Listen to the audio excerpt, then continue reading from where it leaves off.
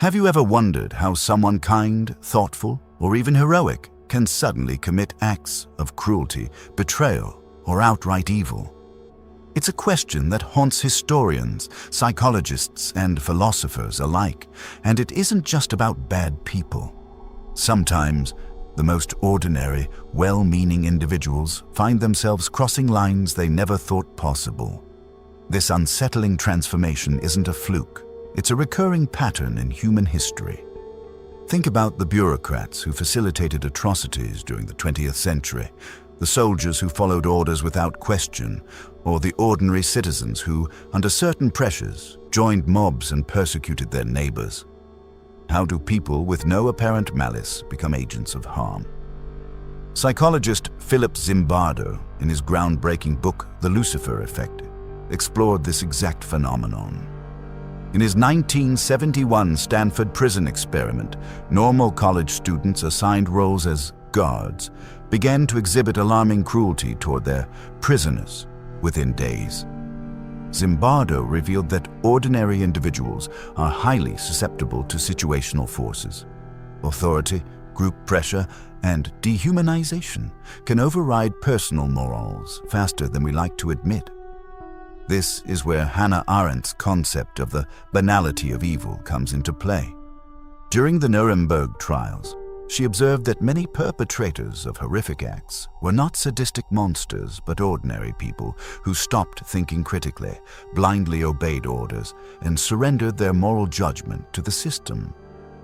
Evil, she argued, is often a quiet, bureaucratic process, a failure to reflect rather than an intentional malevolence. Even Friedrich Nietzsche warned of a different kind of danger, the corruption of the righteous. Whoever fights monsters should see to it that in the process he does not become a monster, he wrote. This is the paradox at the heart of human morality. In confronting evil, even the best intentioned can be seduced by the very darkness they oppose. Science and history converge to show a chilling truth. Evil is not always external. It is a force waiting quietly inside all of us, activated by circumstances, pressures, and lapses in self-awareness. Small compromises, obedience without reflection, or surrendering moral responsibility can nudge anyone closer to acts they once believed impossible. By understanding these psychological mechanisms, the Lucifer effect, blind obedience, dehumanization, and the slippery slope of moral compromise, we begin to see that monsters are not born, they are made. And the first step to preventing this transformation is awareness. Knowing the forces that can corrupt, recognizing them in your life, and choosing consciously to resist. In the next few seconds, we will dive deeper into the specific psychological traps and social pressures that push ordinary people toward darkness, and reveal why being good is often not enough to protect you. What turns a kind person into someone capable of cruelty?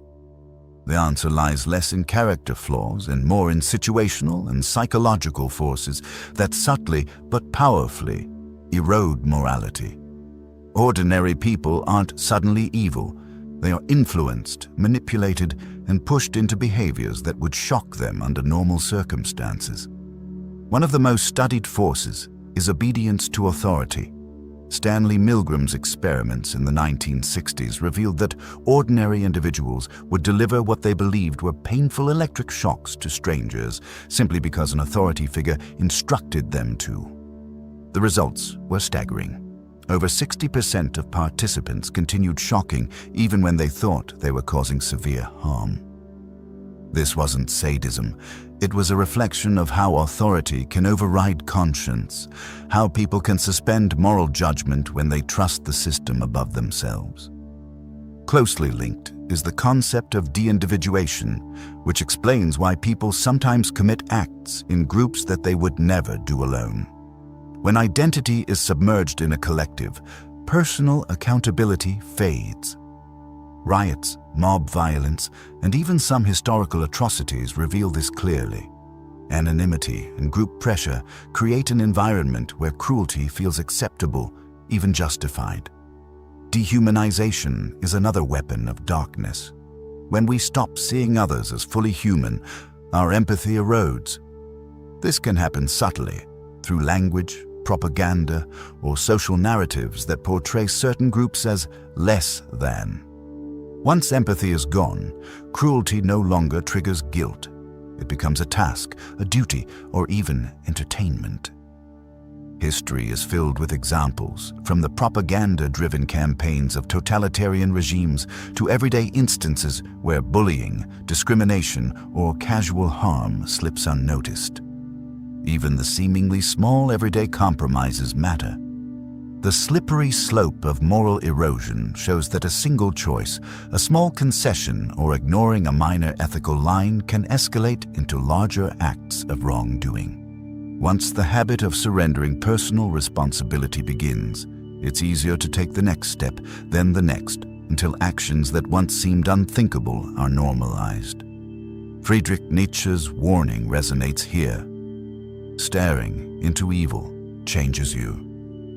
When you confront wrongdoing repeatedly or justify harmful acts in the name of necessity, your own moral compass can bend.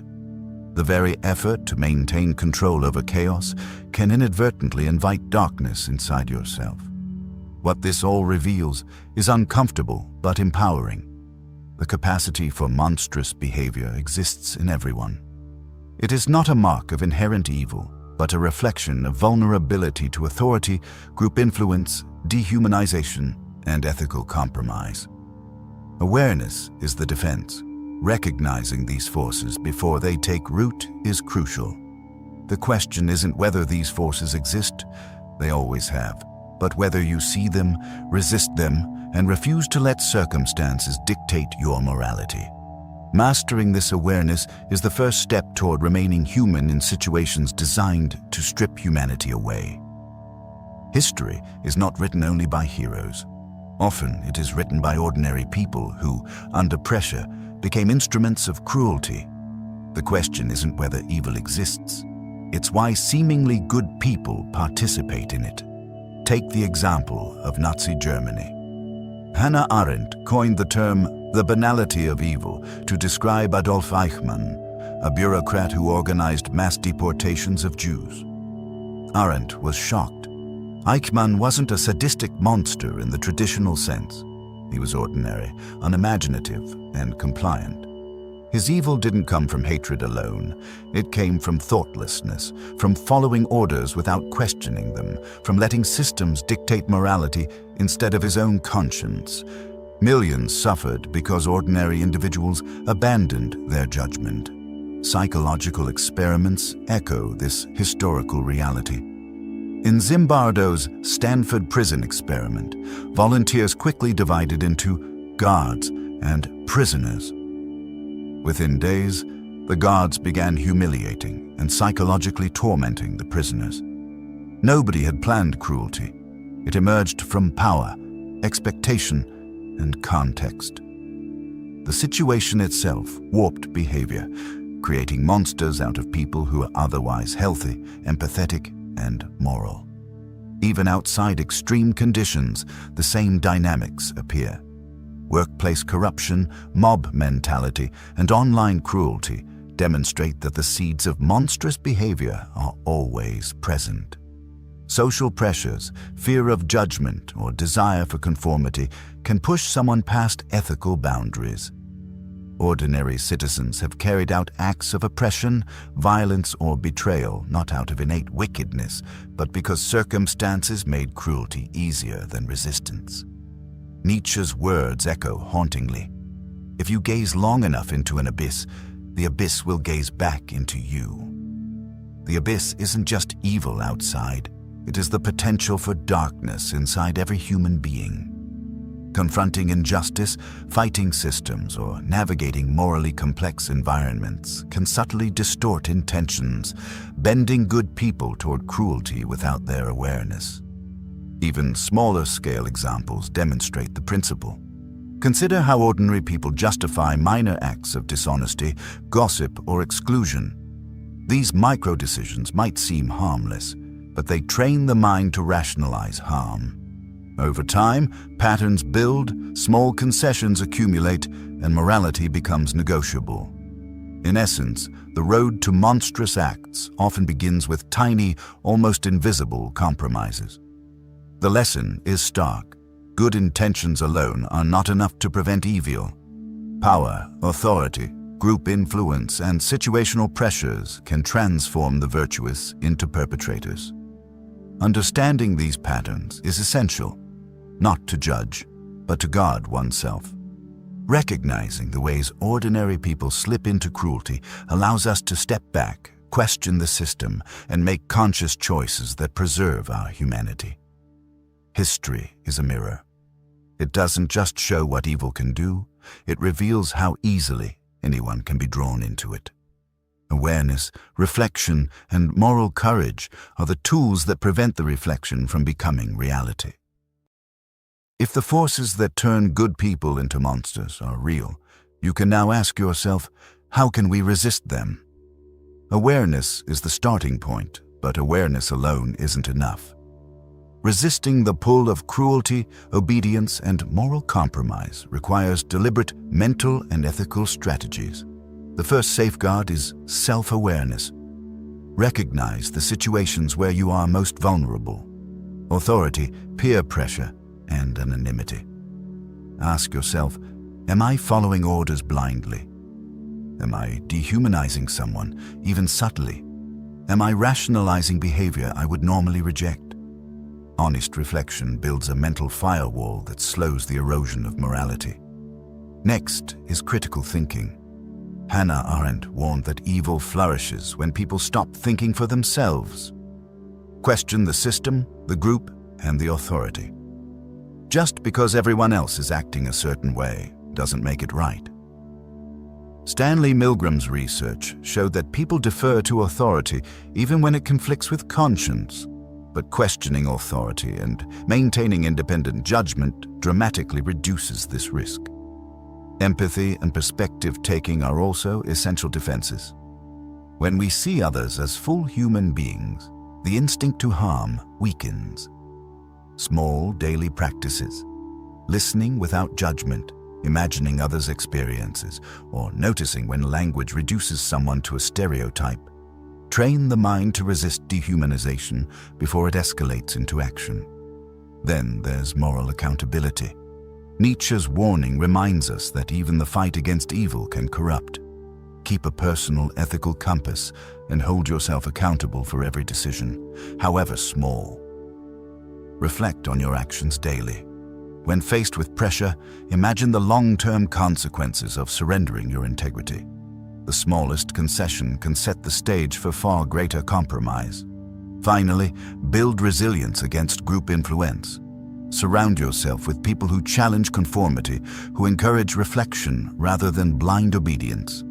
Choose environments that nurture critical thought and ethical responsibility. Even subtle social cues, peer behavior, cultural norms, and online communities shape decisions more than we realize. Guarding your moral space is an active, ongoing effort.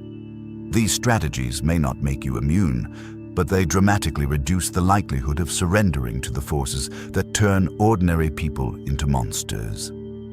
Awareness, reflection, empathy, accountability, and social vigilance together form a framework to preserve humanity in environments that often encourage the opposite. The choice is never between good people and monsters. It is about choosing consciously who you become in every moment, especially when circumstances push you toward darkness. Every small act of moral courage, every decision to question, every refusal to harm, even subtly, is a step away from the abyss. Knowing how easily good people can become monsters is unsettling, but it is also empowering. Once you understand the forces at play, the authority that commands, the group pressure that persuades, the subtle erosion of empathy, you gain the ability to resist. Knowledge is the shield against the quiet pull of darkness. Life constantly tests moral boundaries. Every day presents choices that challenge patience, fairness, and integrity. The simplest interactions, a disagreement at work, a harsh comment online, a peer encouraging unethical behavior, are microcosms of the larger psychological forces that can corrupt. How you respond in these moments defines not only your character, but your ability to resist becoming someone you would later regret. The truth is stark. The potential for cruelty exists in every human being, but the potential for courage, compassion, and conscious choice exists just as strongly. The difference is awareness. By recognizing the mechanisms of influence, obedience to authority, de-individuation in groups, dehumanization of others, you can see the traps before you fall into them. By practicing empathy, holding yourself accountable, and questioning the pressures around you, you preserve your humanity. This is not an abstract philosophical exercise. History shows us, psychology confirms it, and everyday life proves it. Vigilance is required. Ordinary people have perpetrated extraordinary evil, but ordinary people have also resisted, protected others, and acted heroically when circumstances demanded it. The choice is yours, in every interaction, every decision, every reflection. If there's one takeaway, it's this. Being good is not passive. It requires action, reflection, and courage. Recognizing darkness is not enough. You must choose to act against it in thought and behavior every single day. The moment you stop thinking, the moment you surrender to pressure, the moment you justify harm, you edge closer to becoming what you fear. So pause, reflect, and ask yourself, am I consciously choosing to remain human? Am I seeing the forces around me and resisting them? This awareness is your strongest weapon and your greatest gift. If this exploration has helped you see the patterns of influence and the choices that define who you are, stay connected.